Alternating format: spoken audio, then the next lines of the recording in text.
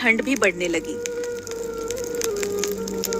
और इसी के साथ लीलापुर के लोगों की चिंता भी बढ़ने लगी, क्योंकि इस गांव में पूरे वर्ष ठंड पड़ती थी, लेकिन इन 3 महीनों में सबसे भयंकर ठंड होती थी।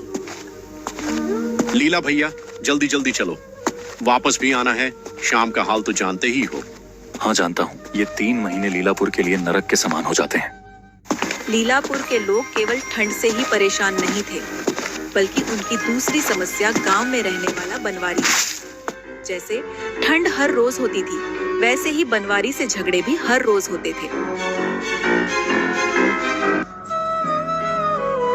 मैं जानता हूँ कि तुम लोग ठंड से बहुत परेशान हो, इसीलिए मैंने फैसला किया है कि मेरे गोदाम में जितनी लकड़ियां हैं वो सभी गांव वालों में बांट दूंगा।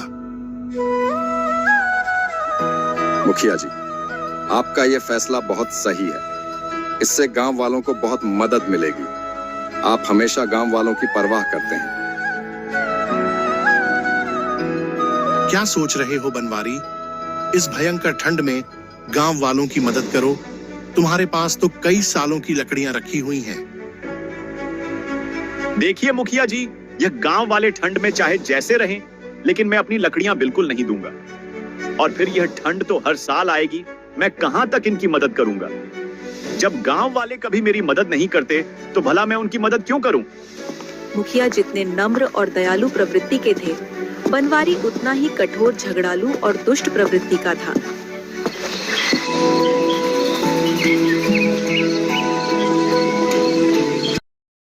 ठंड भी ठीक हो जाएगी।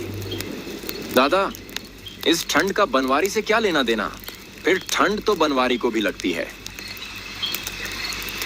दादा, मुझे ऐसा क्यों लगता है कि आपकी बातों में कोई रहस्य हो, और फिर आप यह बात हमेशा से कहते आए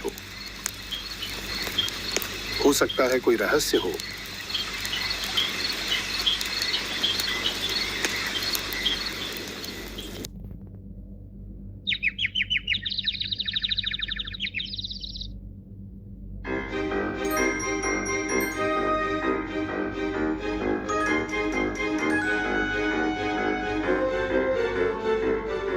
सुबह सुबह बनवारी अपने जानवरों को चराने के लिए निकला। बनवारी पेड़ के नीचे आग जलाता है और उसके जानवर रामू के खेत में फसल खाने लगते हैं।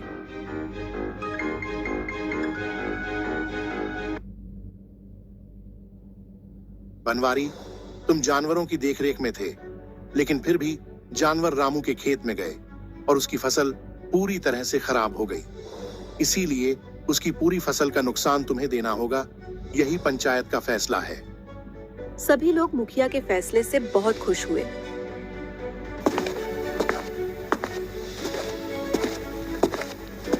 मुखिया का फैसला बनवारी ने मान तो लिया, लेकिन उसने अंदर ही अंदर मुखिया और गांव वालों से बदला लेने की सोच ली।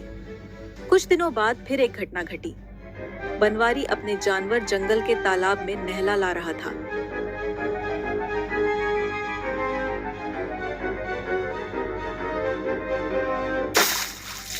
बनवारी किसी तरह तालाब से निकाला और सीधा गांव आ गया। गांव के किनारे एक बुजुर्ग दीनानाथ की झोपड़ी थी। बनवारी ने झोपड़ी में आग लगा दी और मजे से अपनी ठंड दूर करने लगा।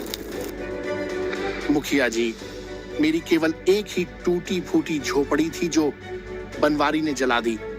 अब मैं इस भयंकर जाड़े में कहां जाऊं? बनवारी, दीनानाथ जी सही कह रहे हैं। तुम हिंसक हो रहे हो, इसीलिए पंचायत तुम्हें 2 वर्ष के लिए गांव से बाहर करती है और नई झोपड़ी बनाने में आने वाले खर्च को तुमसे अदा करने का आदेश देती है। मुखिया के फैसले की फिर से चर्चा होने लगी, लेकिन बनवारी अंदर ही अंदर सुलग गया और मुखिया तथा गांव वालों से बदला लेने की कसम खाकर गांव छोड़कर जाने लगा।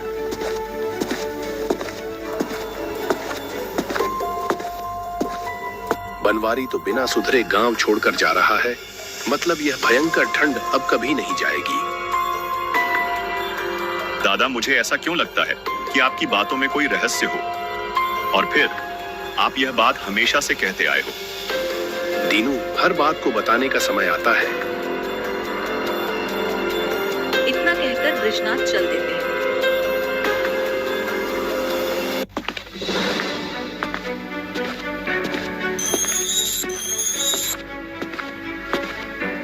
मेरा अनुमान है कि तुम किसी से बदला लेने का मौका तलाश रहे हो।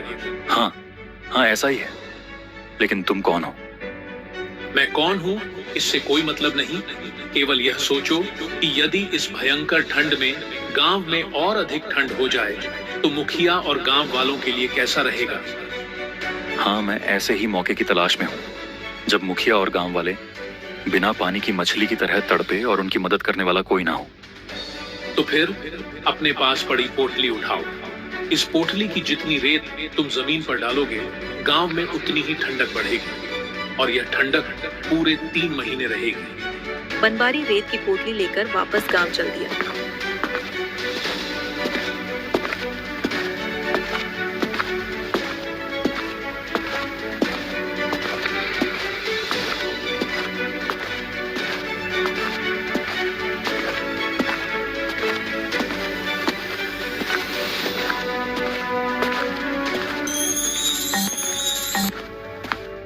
इंसान अपने स्वार्थ में अंधा होकर इंसान का ही नुकसान करता है। बहुत पहले मैं इस गांव का मुखिया बनना चाहता था, लेकिन मुखिया और गांव वालों ने मुझे गांव से बाहर निकाल दिया। उस दिन का बदला आज पूरा होगा।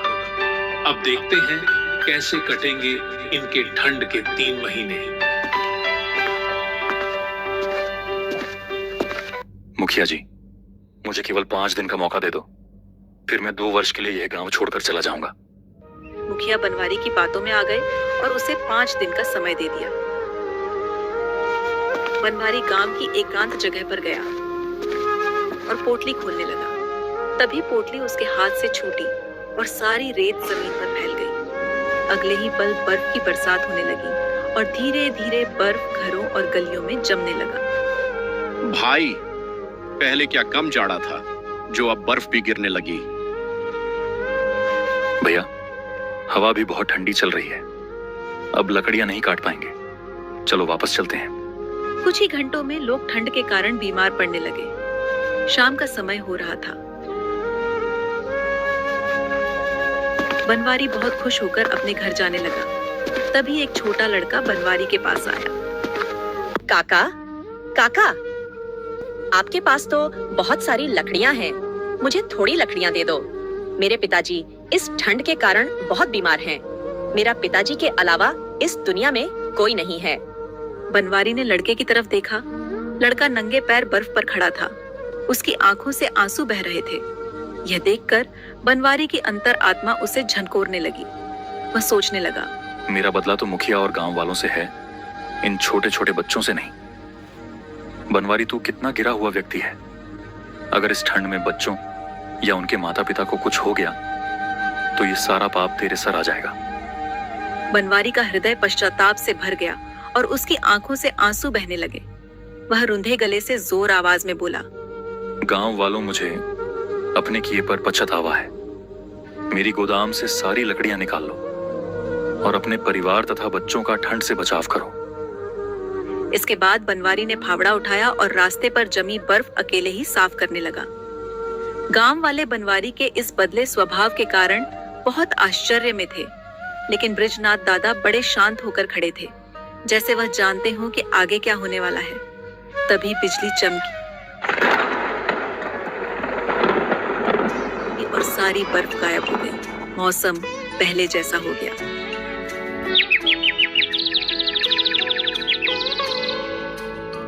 ब्रजनाथ, यह क्या था? यह कैसा चमत्कार है? क्या तुम इस रहस्य को जानते हो?